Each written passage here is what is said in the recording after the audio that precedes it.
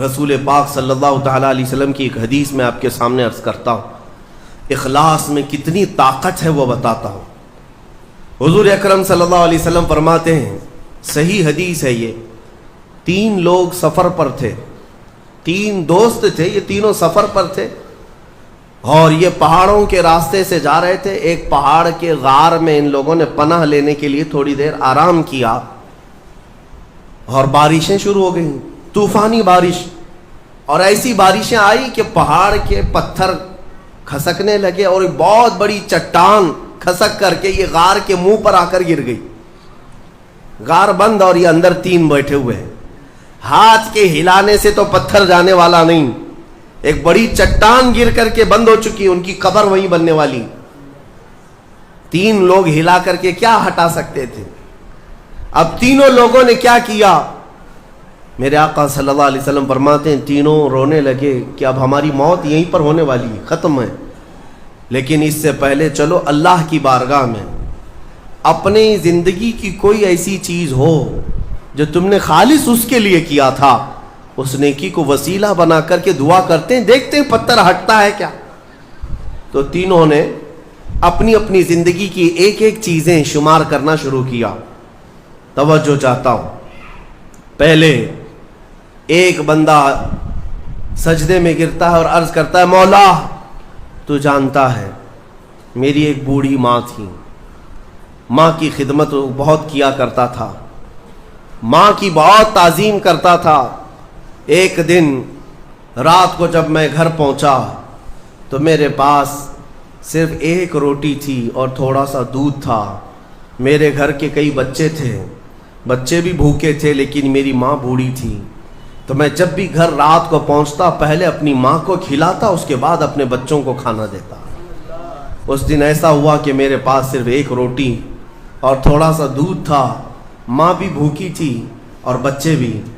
بچے آ کر لپٹ گئے، کہنے لگے کہ ہمارے لیے کھانا، بھوک کی شدت ہے. میں نے بچوں کو تھوڑی دیر کے لیے بٹھایا گھر کے باہر اور اس روٹی کو چور کر دودھ میں اپنی بوڑھی ماں کو کھلایا.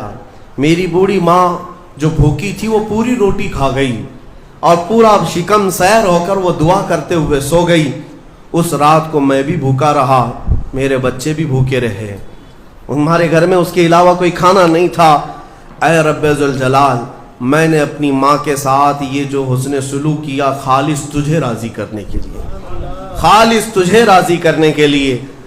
مولا اگر یہ میری نیکی تجھے پسند ہے تو یہ چٹان کو ہٹا دے.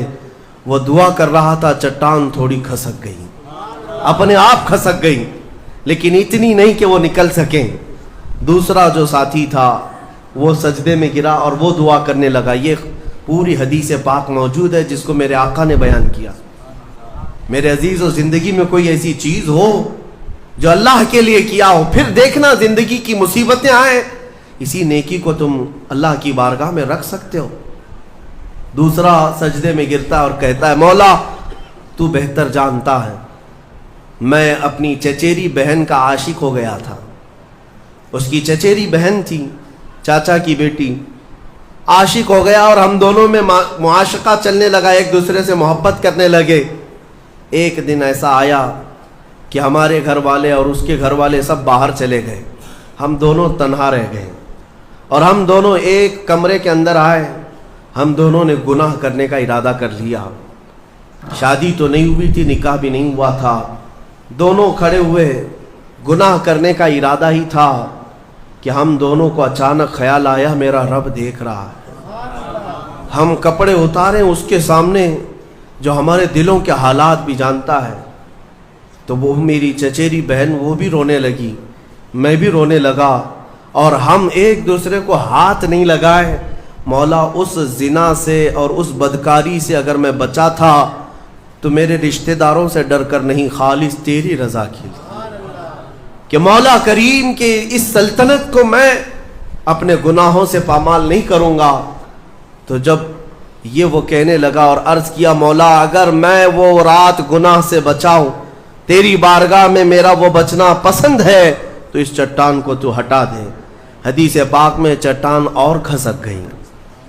تیسرا شخص تھا وہ سجدے میں گرا اور کہنے لگا اے رب ذوالجلال تو بہتر جانتا ہے میں ایک زمین اور جائیداد کا مالک تھا، میرے پاس کئی مزدور کام کیا کرتے تھے، اور ایک مرتبہ ایسا ہوا کہ میں مہینہ ختم ہوتے ہی سارے مزدوروں کو ان کی تنخواہ دے دیا کرتا۔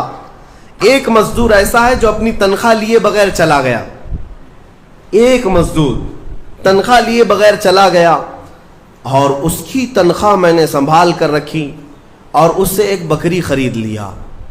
میاں لوگ تو کسی کی سیلری ہو دبا کر کے کھا جائیں گے، اور یہ حدیث پاک میں جس کے لیے کہا جا رہا ہے وہ بندہ کہتا ہے میں اس کی پوری تنخواہ سے ایک بکری خرید لیا، بکری کو پالنے لگا، وہ مزدور آیا نہیں، وہ مزدور چلا گیا، مہینوں چلا گیا، بکری کو میں پالتا رہا، بکری نے بچے دی، بچوں کے بچے ہوئے، بچوں کے بچے ہوئے۔